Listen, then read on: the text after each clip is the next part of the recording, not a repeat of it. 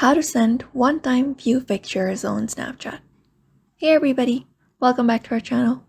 In today's video, we are going to learn how we can send one-time view pictures on Snapchat.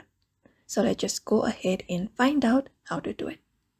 So if you want to send one-time view pictures on Snapchat, first of all, go ahead and open up your Snapchat.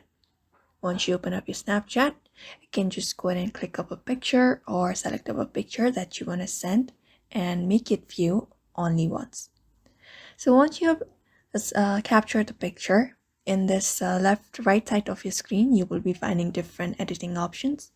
So you can just go ahead and look out for this timer option at the last. You can find this no limit option. So that option allows other people to save up your chat, also view it how many times they want to view it. So if you want to turn that option off, you can just go ahead and turn it off. You can put it on seconds. And what that does is they will be able to view the picture, but once that is done, they won't be able to view it.